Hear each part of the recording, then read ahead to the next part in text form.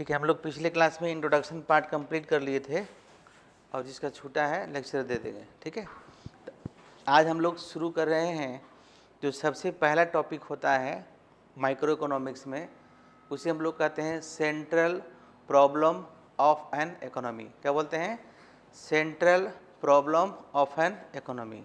तो चलिए हम लोग पहले शुरुआत करते हैं कि जो ये माइक्रो इकोनॉमिक्स है, जो आपके सिलेबस में पढ़ना है, माइक्रो इकोनॉमिक्स जिसको हम लोग व्यष्टि अर्थशास्त्र कहते हैं। फिर से बता दें, इकोनॉमिक्स के जो व्यष्टि अर्थशास्त्र है, इसके जो फाउंडर मेंबर हैं, माने जिन्हें हम लोग फादर के रूप में जानते हैं, वो व्यक्ति कौन है? व्यक्ति का नाम है प्रोफेसर मार्शल, है कि नहीं? Professor martial. हालांकि इकोनॉमिक्स शब्द, जो इकोनॉमिक्स, ऐसे तो हम पीछे हम पहले एक बार फिर से रिपीट कर दें कि जैसे हम बताए थे, देखो जो नए बच्चे हैं कवर कर लीजिए, 2 मिनट लगेगा। अर्थशास्त्र बताए थे और एक इकोनॉमिक्स बताए थे, याद कीजिए, बताए थे।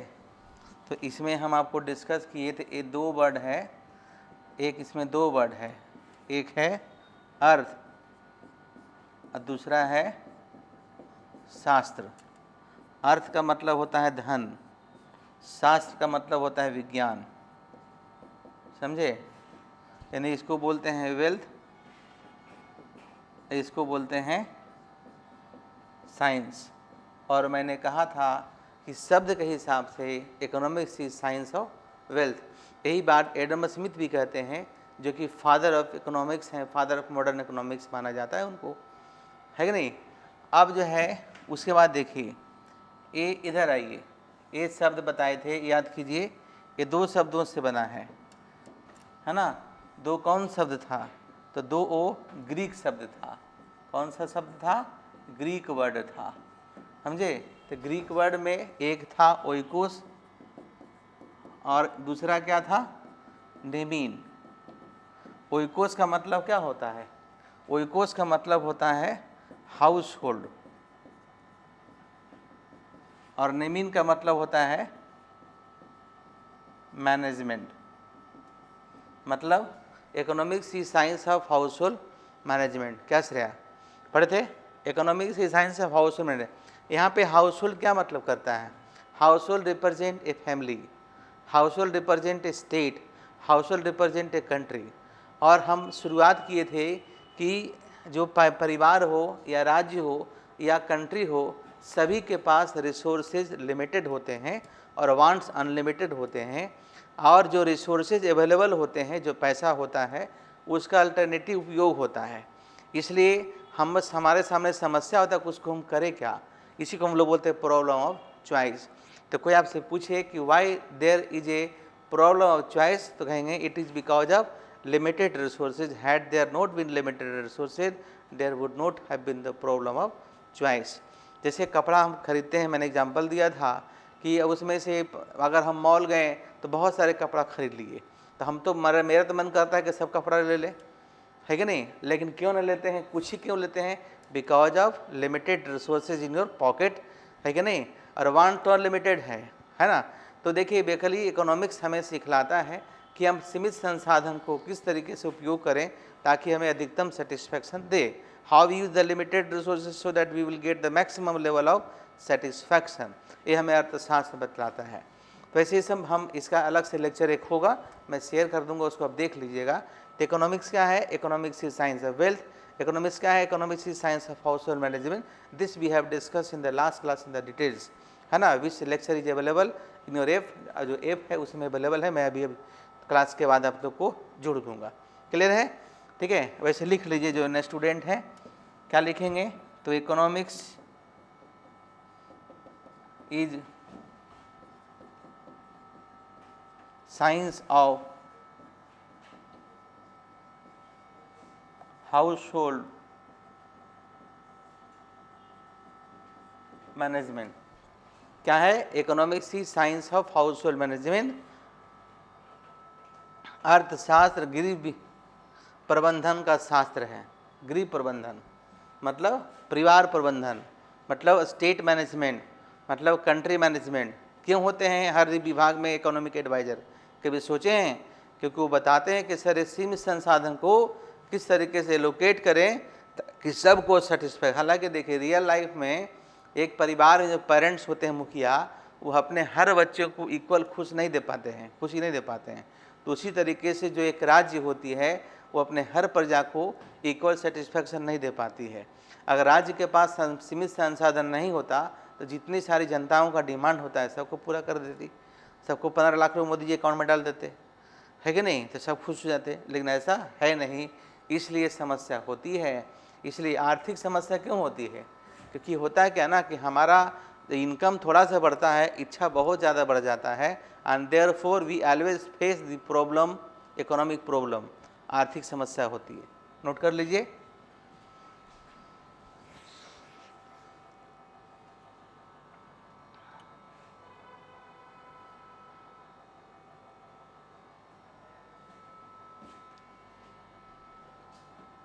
हो गया?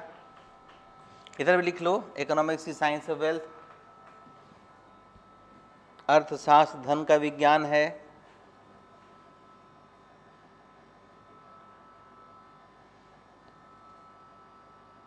ठीक है, अर्थशास्त्र धन का विज्ञान है। ठीक है,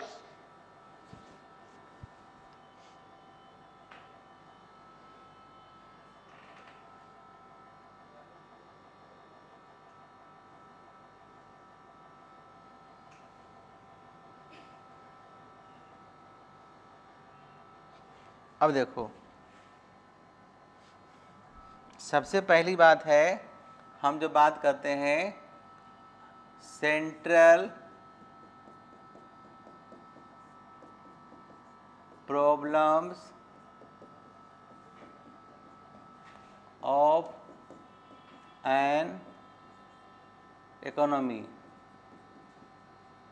इनका हिंदी मीडियम है, लिख लीजिए, अर्थव्यवस्था की केंद्रीय समस्याएं। अर्थव्यवस्था की केंद्रीय समस्याएं।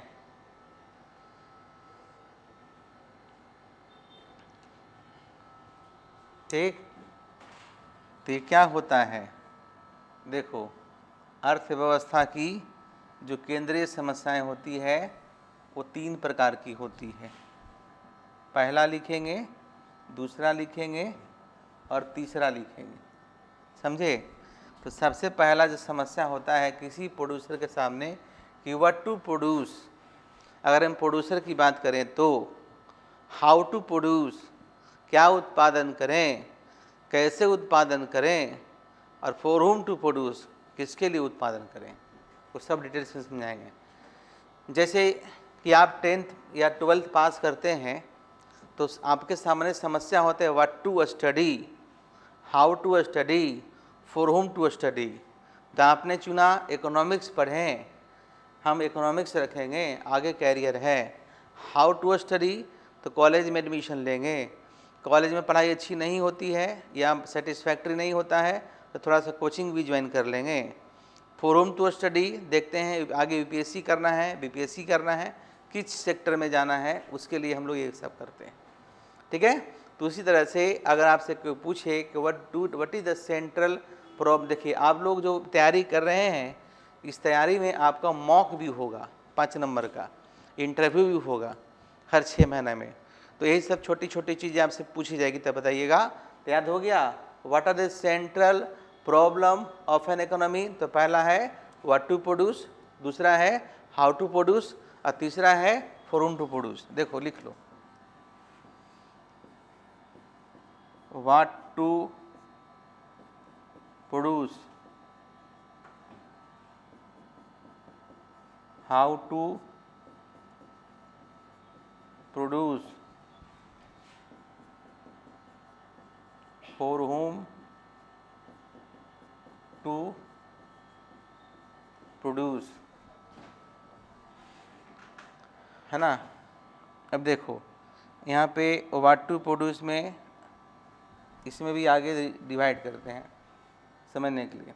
हिंदी में लिख लीजिए, क्या उत्पादन करें, कैसे उत्पादन करें और किसके लिए उत्पादन करें, है ना। तो अब यहाँ पर गुड्स जो है, तो गुड्स दो प्रकार का होता तो बहुत तरह का। एक होता है जी कंज्यूमर गुड्स, एक होता है कैपिटल गुड्स, है कि नहीं। कंज्यूमर गुड्स सुबह है जो रेडी यूज करने के लिए है, और प्रोड्यूसर गुड्स सुबह है जो आगे प्रोडक्शन में काम देगा। लेकिन एक ही सामान एक व्यक्ति के लिए प्रोड्यूसर गुड्स हो सकता है, दूसरा के लिए कंज्यूमर गुड्स हो सकता है।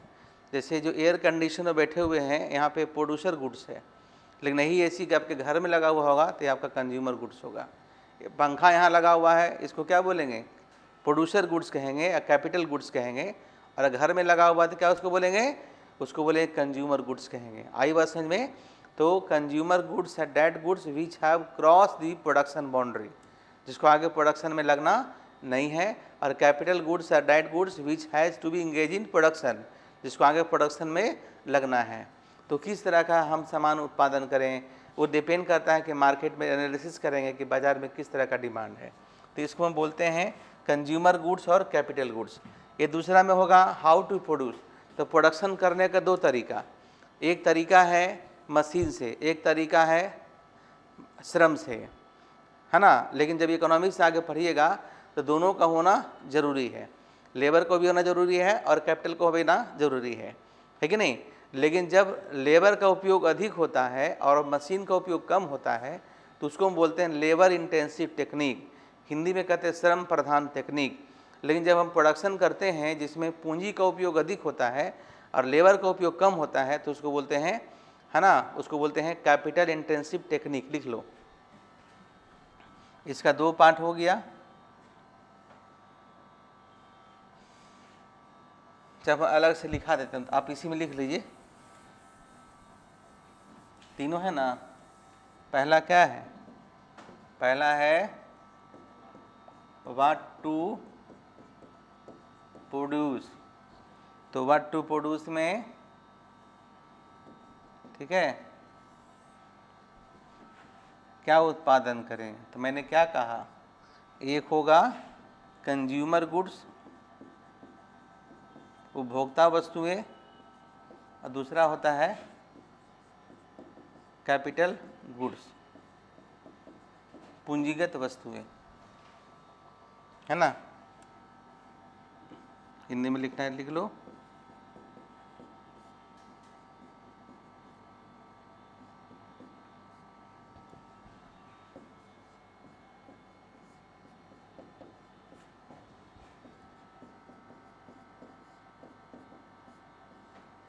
ठीक है, इनका जो रहेगा लिख लेंगे।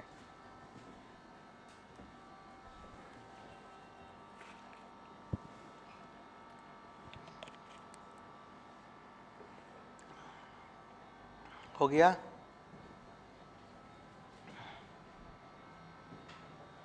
लग गया ना। अब आते हैं हम लोग, बात करते हैं किस चीज़ की बात करेंगे। दूसरा लिखो, क्या बताए थे, हाउ टू प्रोड्यूस।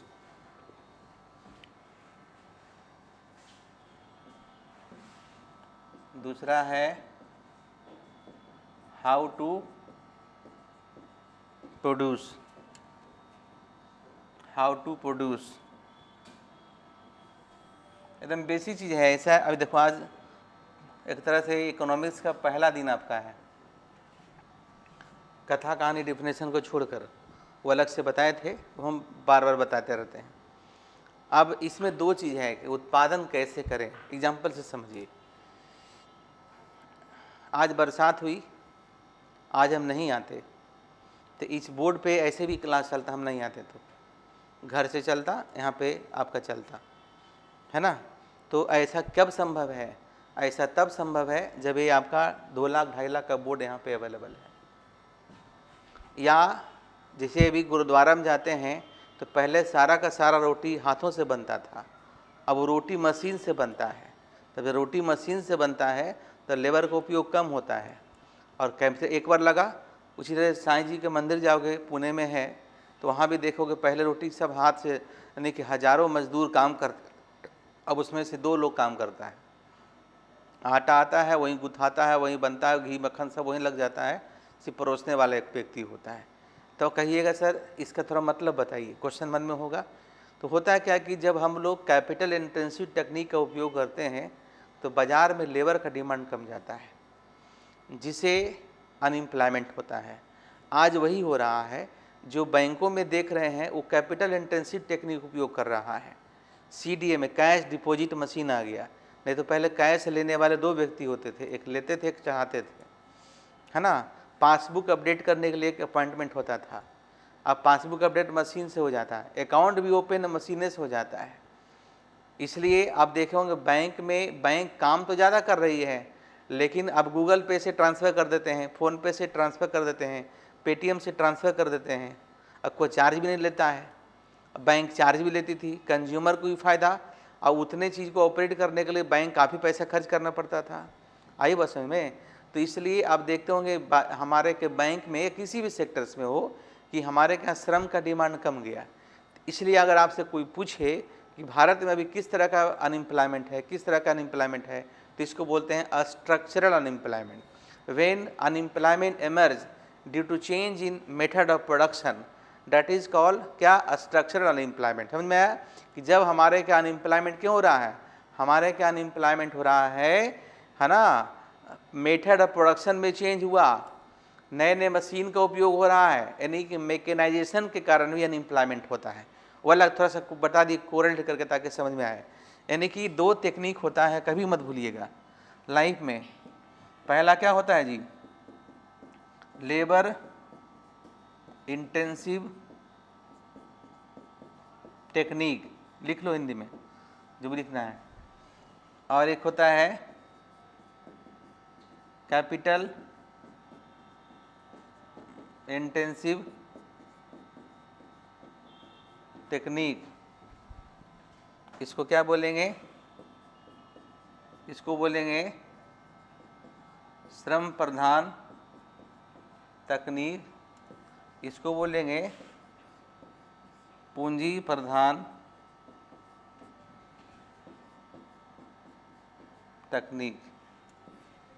क्या बोलेंगे, पूंजी प्रधान तकनीक, पूंजी प्रधान तकनीक। जब लिख लीजिए तो इसके नीचे लिखिए व्हेन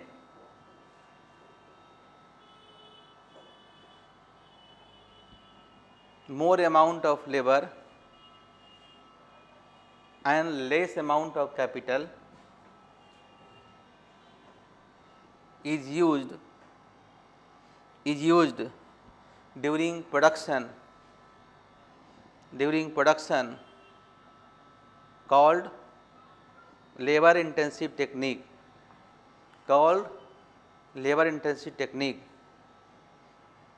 लिखिए जब उत्पादन में या उत्पादन के दौरान अधिक श्रम का और कम पूंजी का, पूंजी के बगल में मशीन कर दो, कम पूंजी का उपयोग करते हैं तो उसे श्रम प्रधान तकनीक कहा जाता है। more amount of labor and less amount of capital is used during the process of production is called labor intensive technique, is called हाँ। अब लिखिए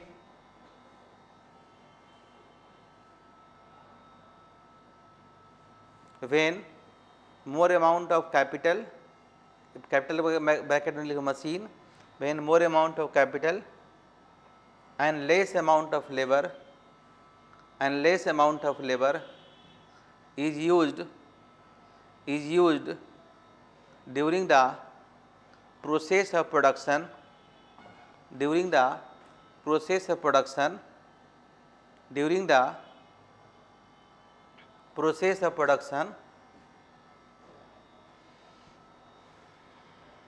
called capital intensive technique लिखो, जब उत्पादन में पूंजी की मात्रा अधिक हो या पूंजी का उपयोग अधिक और श्रम का उपयोग कम किया जाता है, तो उसे पूंजी प्रधान तकनीक कहा जाता है। क्लियर है? कहीं पर कोई दिक्कत नहीं है? फिर से बोल रहे हैं कि लेबर इंटेंसिव टेक्निक में लेबर का उपयोग अधिक होता है और मशीन का उपयोग कम होता है, और कैपिटल इंटेंसिव टेक्निक में कैपिटल का उपयोग अधिक होता है और लेबर का उपयोग क्या होता है? कम होता है। क्लियर है? अब ये लास्ट है तुम्हारा फॉर होम टू प्रोड्यूस। तो मार्केट में देखते हैं किस तरह के लोग मार्केट में हैं, अमीर हैं, गरीब हैं, एवरेज हैं, उसके हिसाब से हम प्रोडक्शन करते हैं। देखते होगे कि एक ही कंपनी जो सामान इंडिया में बेच रही है वही प्रोडक्ट अमेरिका में नहीं बेचती, दोनों का क्वालिटी में अलग होता है। यहाँ का मोबाइल और वहाँ का मोबाइल मॉडल सेम होगा, नाम सेम होगा, लेकिन दोनों का क्वालिटी अंतर होता है। जो लक्स साबुन यहाँ लगाते हैं वही लक्स साबुन अमेरिका में नहीं होगा, उसमें क्वालिटी में आपको अंतर हो जाता है। देखना चाहते हैं कि कंज्यूमर कितना पैसा पे करना चाहता है, उसके हिसाब से हम लोग देखते हैं। क्लियर? तो जब हम प्रोडक्शन करते हैं तो प्रोड्यूसर के सामने समस्या होती है कि पहले क्या उत्पादन करें, फिर कैसे उत्पादन करें और फिर किसके लिए उत्पादन करें, है ना। जब हम कोई चीज़ उत्पादन करने चाहते हैं तो देखेंगे कि हमारा सामान बिकेगा कि नहीं बिकेगा। इसलिए कोई प्रोड्यूसर या कंपनी नए प्रोडक्ट को लॉन्च करती है तो सबसे पहले वो कुछ देख लेती है कि हमारा सामान बाज़ार में बिकने वाला है कि नहीं, इसलिए कुछ पायलट प्रोजेक्ट करती है, कुछ सामान बनाती है, फिर देखती है बाज़ार में। एनीवे, क्लियर है? चलिए, अब इसी central problem of an economy को प्रोफेसर सैमुअल्सन पहले व्यक्ति हैं जिन्होंने इकोनॉमिक्स शब्द लिखा था। देखो, मैंने बता दूं, लिख लो, नाम आया तो बता दें, ऐसे लिख लो पहले। Professor Samuelson explain the central problem of an economy. Professor Samuelson explain the central problem of an economy. Explain the central problem of an economy with the help of क्या? पीपीसी। पीपीसी मतलब क्या होता है? Production possibility curve, है ना। लिखिए, professor Samuelson ने अर्थव्यवस्था की केंद्रीय समस्याओं को, है ना, प्रोफेसर सैमुअल्सन ने अर्थव्यवस्था की केंद्रीय समस्याओं को उत्पादन संभावना वक्र के द्वारा वर्णन किए हैं, बताए हैं, समझाए हैं। ठीक है? अब देखो, याद हो जाएगा सब। जो कर है ना, हम लोग क्या यूज कर रहे हैं, हम लोग टर्म बात कर रहे हैं बार बार, प्रोडक्शन पॉसिबिलिटी कर्व। तो कर्व को जो है ना एक और नाम है फ्रंटियर भी कहते हैं, इसलिए पीपीसी का एक और नाम है, उसको हम लोग बोलते हैं प्रोडक्शन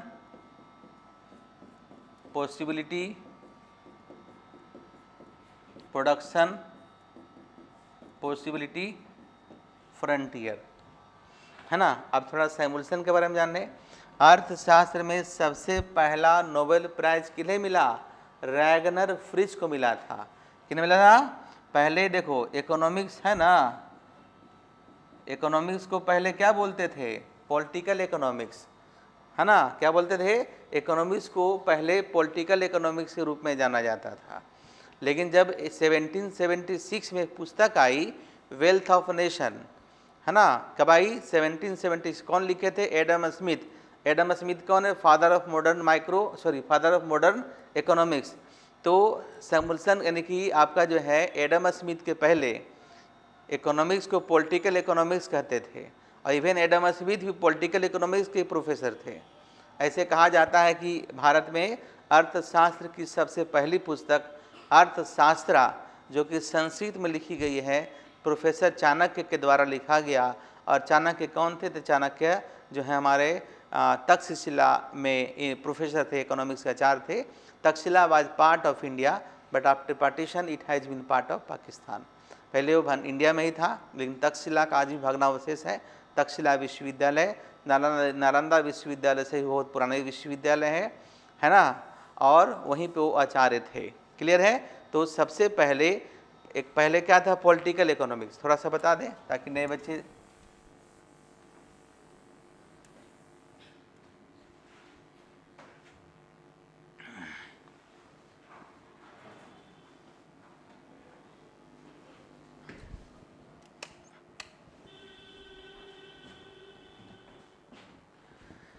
दिख रहा है? देखिए, पहले इकोनॉमिक्स को पॉलिटिकल इकोनॉमिक्स कहा जाता था। तो बच्चे नए हैं, साथ हो जाएंगे। इसको कितना भाग में किया गया? 2 भाग में। कितना भाग में किया गया? 2 भाग में। कौन किए थे? Adam Smith. कौन किए थे? Adam Smith. कब किए थे? 1776 में किए थे। तो पहले क्या था? Political economics. फिर क्या हो गया? पॉलिटिक्स और इकोनॉमिक्स। और इकोनॉमिक्स पे पहली किताब कौन लिखे थे? Adam Smith. बुक का क्या नाम था? Wealth of nation. बुक का नाम क्या था? Wealth of nation. हम बता चुके हैं, लेकिन एक बार रिवीजन हो जाएगा, पुराने बच्चे सब एक साथ हो जाएंगे। इकोनॉमिक्स है कि नहीं? अब इकोनॉमिक्स को जो है फर्दर बताए थे 2 भागों में बांटा गया था। इकोनॉमिक्स को 2 भागों में बांटा गया था। इस काम को कौन किए थे? इस काम को किए थे रैगनर फ्रिच। कौन किए थे? Ragnar Fritz. कब किए थे?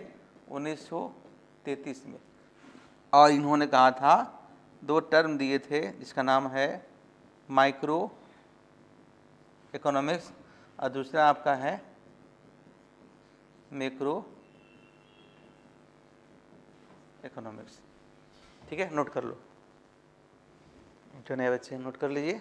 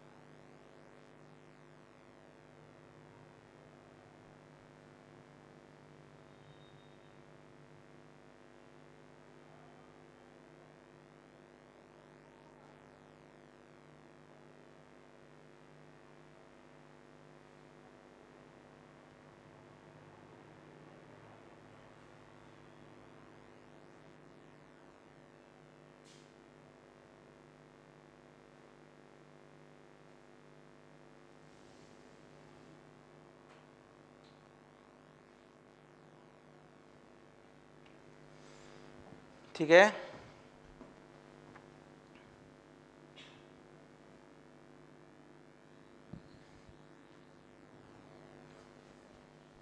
एक्चुअली लेक्चर के दरम्यान जो सब है सब बता देंगे, चिंता नहीं करना है। ठीक है, हो ना, क्लियर हो जाता है ना कि कहाँ से आया। बेसिकली देखो, इकोनॉमिक्स को पहले पॉलिटिकल इकोनॉमिक्स एक लंबी इतिहास है, उसे पढ़ना नहीं होता है, लेकिन जब इकोनॉमिक हिस्ट्री कभी पढ़ाएंगे, बताएंगे इकोनॉमिक्स को किस तरीके से विकास हुआ। सबसे पहला डिपार्टमेंट ऑफ इकोनॉमिक्स जो है ना, वो मार्शल के द्वारा यूज किया गया। डिपार्टमेंट ऑफ इकोनॉमिक्स से पहले डिपार्टमेंट ऑफ पॉलिटिकल इकोनॉमिक्स होता था। उसके बाद 1948 में, चूंकि सैमुअल्सन का बात आया, 1948 में, बहुत पहले की बात नहीं है, सबसे पहली इकोनॉमिक्स की बुक आई थी। इकोनॉमिक्स पहले भी था, लेकिन एक बुक ही का नाम था इकोनॉमिक्स। बुक का नाम क्या था? इकोनॉमिक्स। ये पढ़िएगा, मिलता है मार्केट में। पहले किताब काफ़ी महंगी होती थी, लेकिन इंडियन पब्लिकेशन अब पब्लिशर अब छापती है। इकोनॉमिक्स किताब का नाम है, इसको सैमुअल्सन लिखे थे। कौन लिखे थे? सैमुअल्सन लिखे थे। तो आपसे कोई पूछे कि इकोनॉमिक्स क्या है भाई पहले का, तो पॉलिटिकल इकोनॉमिक्स। वो कैसे कैसे हुआ पॉलिटिक्स इकोनॉमिक्स में? तो एडम स्मिथ बात है। एडम स्मिथ कौन है? तो फादर ऑफ मॉडर्न इकोनॉमिक्स हैं। क्यों है? तो इन्होंने सबसे पहले बताया कि इकोनॉमिक्स एक सेपरेट ब्रांच होना चाहिए। हालांकि एडम आपका जो है कार्ल मार्क्स हो गए थे, उसके पहले आपका चाणक्य हो गए, उन्होंने भी अर्थशास्त्र के बारे में बताया। लेकिन इकोनॉमिक्स का जो पहली किताब है जिसका नाम था वेल्थ ऑफ नेशन, जिसमें उन्होंने बहुत सारे नए टर्म उपयोग किए। इसमें उन्होंने बताया था there should be division of labour to increase the productivity. अगर हम प्रोडक्शन को बढ़ाना चाहते हैं तो स्पेशलाइजेशन होना चाहिए, जो जिस काम के लायक हो उसको वही काम देना चाहिए, है ना। एडम स्मिथ ने इनविजिबल हैंड के बारे में बताए थे। इनविजिबल हैंड का मतलब है कि मार्केट में प्राइस कौन ऑपरेट करता है? एक अदृश्य शक्ति है, वो डिमांड और सप्लाई पर आधारित है। क्या है? Demand supply. तो डिमांड सप्लाई टर्म कौन यूज किए थे? एडम स्मिथ यूज किए। डिमांड और सप्लाई टर्म यूज करेंगे ना इकोनॉमिक्स, तो हम कुछ पढ़ नहीं रहे इकोनॉमिक्स में, शुरुआत करेंगे। तो डिमांड शब्द, सप्लाई शब्द कौन यूज किए थे? एडम स्मिथ यूज किए। जो कैपिटलिस्ट इकोनॉमी की आज हम बात करते हैं, ये कैपिटलिस्ट इकोनॉमी का जो फाउंडर हैं, जो फादर कहे हैं, वो कौन है? एडम स्मिथ है।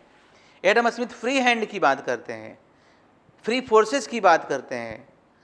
एडम स्मिथ कहते हैं कि price must be determine by the free forces of demand and supply without government intervention. वो मेरा सर्विस हो या किसान का सर्विस हो, अगर हम पढ़ाएंगे हम तो प्राइस डिसाइड आप नहीं कीजिएगा।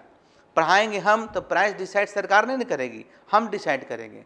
किसान मेहनत करते हैं, किसान वो सामान उगाते हैं, उनका अधिकार है वो किस प्राइस में आपको देंगे, आप जबरदस्ती नहीं ले सकते हैं। जिस समय वो 1776 में बात किए थे, उसी समय जमींदारी प्रथा चरम सीमा पर था, और इंग्लैंड में नहीं बल्कि पूरी दुनिया ने इनकी विचारों को स्वागत किया। अब कैपिटलिस्ट इकोनॉमी का बहुत सारा अलग अलग मॉडल्स है, लेकिन ये भी इन्होंने भी कहा था, इनका जो कैपिटलिस्ट का मॉडल है एडम स्मिथ का, उसमें कहते कि गवर्नमेंट को जो है सिर्फ डिफेंस पे रहना चाहिए, बाकी सारा का सारा काम मार्केट पर छोड़ देना चाहिए, है कि नहीं? मार्केट पर छोड़ देना चाहिए। वो अपने हिसाब से प्राइस तय करेंगे, मार्केट तय करेगा, कंज्यूमर जो देना चाहेगा उसको लेगा, नहीं देना चाहेगा नहीं लेगा। एनीवे, क्लियर है? तो इकोनॉमिक्स की सबसे पहली किताब कौन लिखे थे? सैमुअल्सन। सैमुअल्सन को भी देखो, रैगनर फ्रिज को 1969 में नोबेल प्राइज मिला था। नोबेल प्राइज शुरुआत कब हुआ था? 1901 से। इकोनॉमिक्स में कब शुरुआत हुआ? 1969 से। सबसे पहले किसको मिला? सबसे पहले किसको मिला? रैगनर फ्रिज को। क्यों मिला?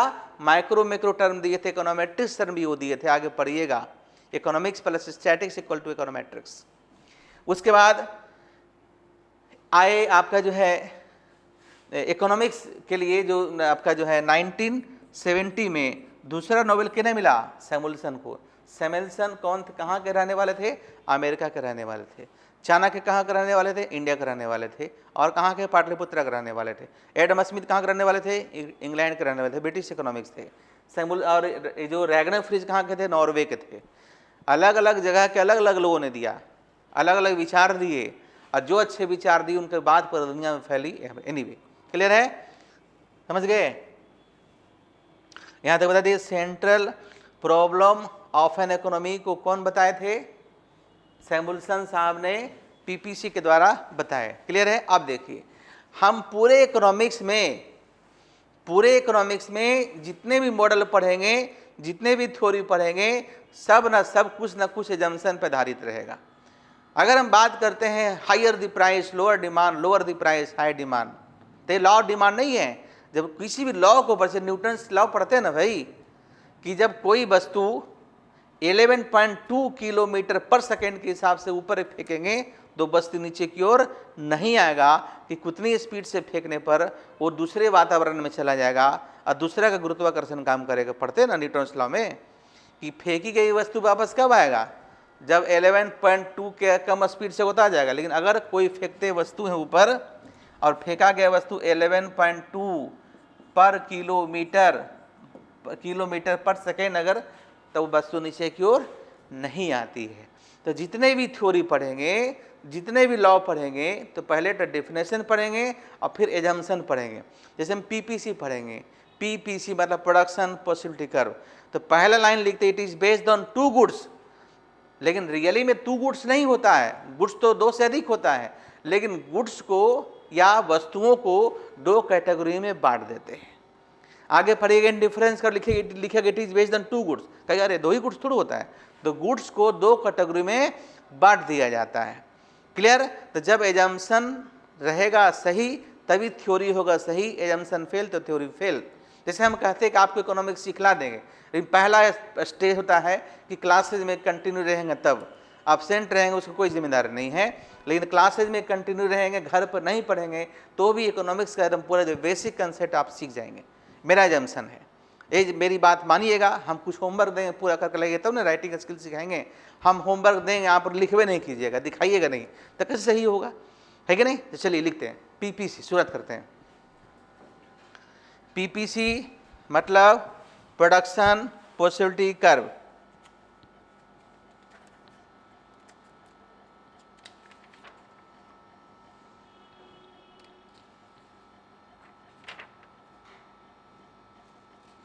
देखिए है ना, प्रोडक्शन पॉसिबिलिटी कर्व लिखिए मीनिंग।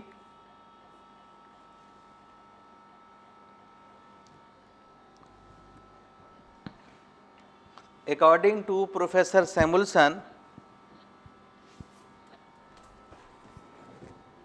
according to Professor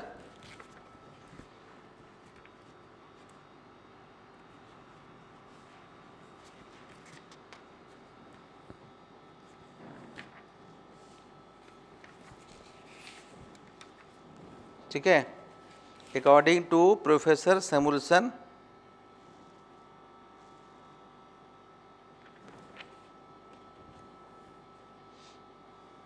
ठीक है ना, प्रोडक्शन पॉसिबिलिटी कर्व, एंड लिखो पीपीसी। पीपीसी इज, जो उनकी डेफिनेशन है, PPC is that curve which represents the maximum amount of a pair of goods, maximum amount of a pair of goods or services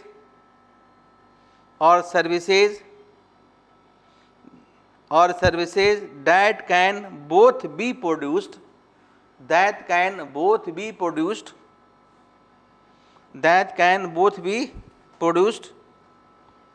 with an economies given resources and technique, assuming that all resources are fully employed,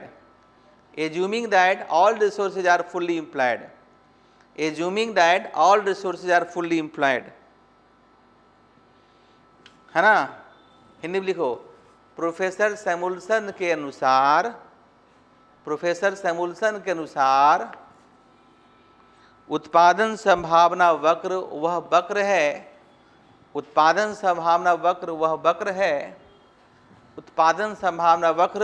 वक्र है जो दो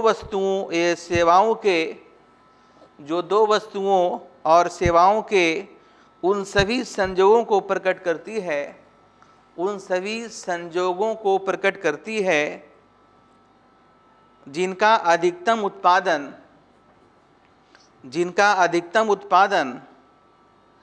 एक अर्थव्यवस्था के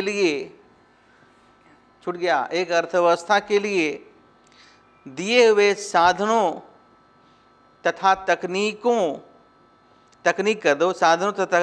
के द्वारा साधनों के पूर्ण रोजगार की स्थिति में संभव होता है। ये सैमुअलसन का डेफिनेशन है, तो उसमें कुछ चेंज नहीं कर सकते हैं। इसको हम समझ सकते हैं। तो सबसे पहला समझने के लिए आपको लिखना होगा एजम्पशन। तो लिखो एजम्पशंस ऑफ पीपीसी। पीपीसी की मान्यताएं, it is based on following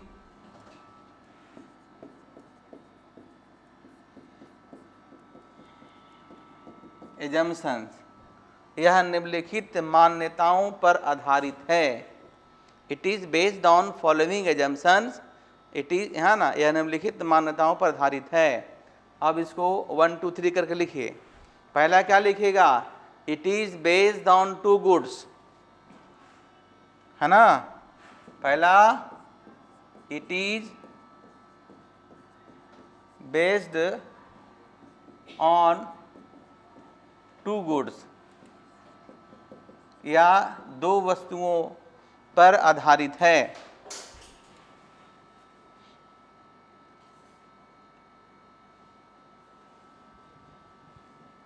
उसके बाद लिखिए उत्पादन के साधनों की स्थिर एवं सीमित मात्रा। उत्पादन के साधनों की सीमित एवं स्थिर मात्रा। Fixed and limited quantity. Fixed and limited quantity factors of production. Factors of production. तीसरा लिखो रिसोर्सेज आर कांस्टेंट और एंड गिवन। संसाधन सीमित दिया हुआ है ना, संसाधन सीमित दिया हुआ है। देखिए technology is constant during the process of production. हाँ, नेक्स्ट टेक्नोलॉजी इज कांस्टेंट सीधी कर दीजिए।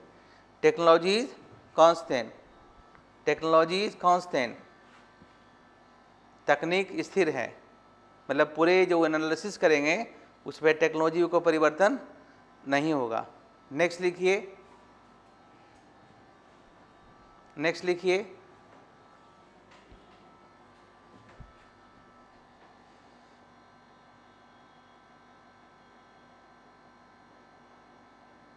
नेक्स्ट लिखिए एक बचा हुआ है। There is full employment of available resources. There is full employment of available resources. उपलब्ध संसाधनों का पूर्ण उपयोग होना चाहिए। फुल एम्प्लॉयमेंट का मतलब पूरा उपयोग होना चाहिए, ठीक है। अब देखिए उसके बाद एक बनाइए टेबल, जिसको लिखिए प्रोडक्शन पॉसिबिलिटी शेड्यूल। क्या लिखिएगा? Production possibility schedule.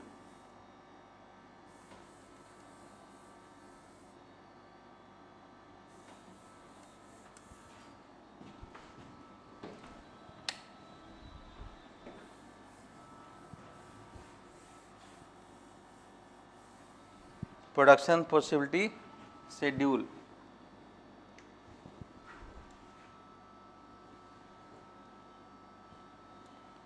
लिख लो, ऐसे बनाइए, थोड़ा जल्दी बनाइए। क्या लिखिएगा? प्रोडक्शन पॉसिबिलिटी शेड्यूल, है ना। Production possibility schedule. शेड्यूल मतलब टेबल होता है, तालिका होता है। प्रोडक्शन पॉसिबिलिटी शेड्यूल, इसको ऐसे बोलते हैं प्रोडक्शन पॉसिबिलिटी, पीपी। पूरा लिख लेना प्रोडक्शन पॉसिबिलिटी। इसमें कुछ नहीं, ए है, बी है, सी है, डी है, ई है, एफ है और जी है। इधर लेते हैं गुड्स एक्स, इधर लेते हैं गुड्स वाई, समझे। जी मतलब गुड्स कर दो, जगह कम है। इसको यहाँ लिखेंगे प्रोडक्शन, है ना, पॉसिबिलिटी सेट्स। देखो बोर्ड पर जरा देखिए ध्यान से, अगर हम पूरा का पूरा उत्पादन लगा दें वाई में तो 21 kg या 21 टन हमारा वाई का, अगर इसमें और देख सकते हैं, अगर इसको हम लेते हैं वीट, इसको वीट मान लेते हैं, इसको हम पैडी धान मान लेते हैं, तो अगर हम पूरा का पूरा खेत में लगा दें तो 21 क्विंटल होगा, 21 के जो होगा एवरेज जब 0 होगा तो पहला पॉसिबिलिटी हमारा है कि 0 kg क्या होगा x यदि पैडी, और 21 kg होगा आपका क्या गेहूं होगा अगर वीट होगा। लेकिन हम चाहते थोड़ा सा गेहूं हम धान का उत्पादन करें, क्योंकि रिसोर्सेज कांस्टेंट है, ज़मीन हमारा सीमित है, टेक्नोलॉजी भी कांस्टेंट है, तो पूरा इतना एरिया छोड़ देंगे तो उत्पादन कम न जाएगा, थोड़ा सा धान लगा देंगे तो हमारा यहाँ देखिए इसका कमेगा, किसका वाई कमेगा जब हम x बढ़ाएंगे। और अगर हम कहें और थोड़ा एरिया में लगा देंगे क्या हम पैडी, तो 2 हम करेंगे तो और ही कमेगा, है कि नहीं, और घटाएंगे 3x तो 15/, 4x तो 11/, 5x और तो 6/, और 6x तो 0/। ये नंबर टेबल समझाने के लिए लिया गया है। लेकिन अब देख रहे हैं कि पहले घटा सर 1, फिर घटा 2, फिर घटा 3, ऐसा क्यों, तो इसका जवाब आगे देंगे, है ना, इसका जवाब आगे देंगे, क्योंकि जिस ज़मीन पर हम धान की खेती करते हैं उतना ही इफिशिएंटली हम गेहूं की खेती करें कोई ज़रूरी आपका नहीं है। ठीक है, तो इस तरीके से ये आपका बन गया प्रोडक्शन पॉसिबिलिटी टेबल था, इस टेबल बोलते हैं, ये हमारा प्रोडक्शन पॉसिबिलिटी सेट आया। अब देखो जरा बोर्ड पर, उसके बाद बोर्ड पर देख लो, डायग्राम बनाना है तो आराम से इधर हम लेते हैं x, इधर हम लेते हैं जैसे बनाते थे बचपन में, ये x एक्सिस है कि नहीं, और ये आपका जो है y एक्सिस है। तो यहाँ पर हम लेते हैं 1 2 3 4 5 6 लेते हैं, क्लियर। तो अगर इधर यहाँ लेते हैं कितना, हम लेते हैं ऐसे 2 4 6 8 10, 2 4 6 8 10, दैट मीन्स कि और एक जाएगा, तो अगर हम यहाँ तक ले लें, ठीक, यहाँ हम 22 कर दें, चूँकि 21 तक हमारे पास है, 2 4 6 8 10 12 14 16 18 20, इधर हम x एक्सिस लेते हैं, जी वाई लेते हैं, यहाँ समझ गए कि नहीं समझे, समझ गए, यहाँ क्या लेते हैं 1 2 3 4 5 6 ले लिए। अब क्या करना है, कुछ नहीं करना है, मिला जैसे 0x, अगर कोऑर्डिनेट ज्योमेट्री पढ़े होंगे तो मिला लीजिए इसको, पहला क्या होगा बोलो, पहला क्या हो जाएगा 0x और 21/, 0 यहाँ है, 21 कहाँ है, यहाँ होगा ना, नहीं समझे, क्या लिखेंगे 0 बड़ा हो गया,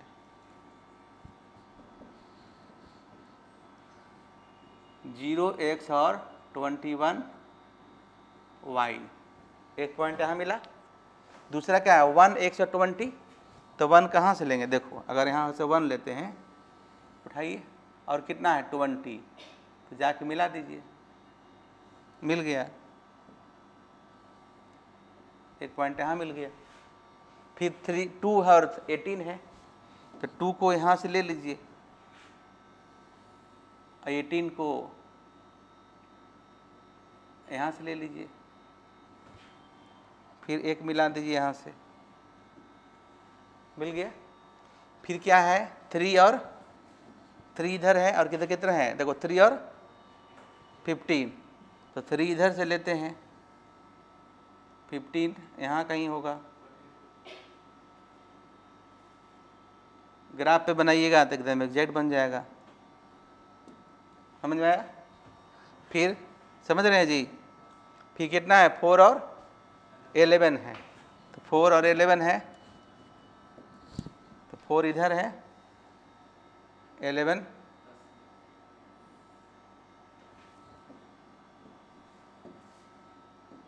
ठीक है। फिर क्या होगा 5 और 6, तो 5 इधर है,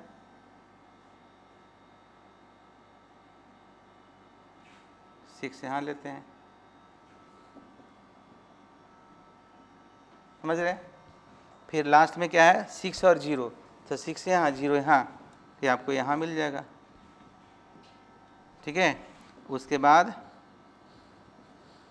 जैसे दुपट्टा ओढ़ते हैं ना ऊपर में,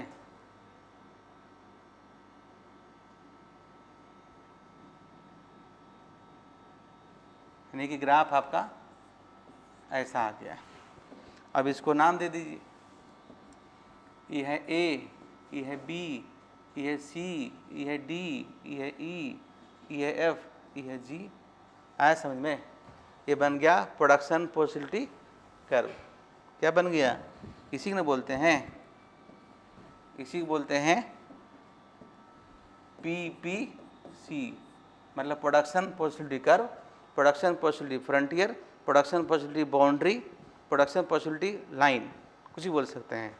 अब इसके अंदर वाला भाग को क्या बोलेंगे, बाहर वाला भाग का करेंगे। ऐसा हम लोग कम से कम 20 डायग्राम अभी पढ़ेंगे। ये क्लियर हो गया। चलिए नोट कीजिए,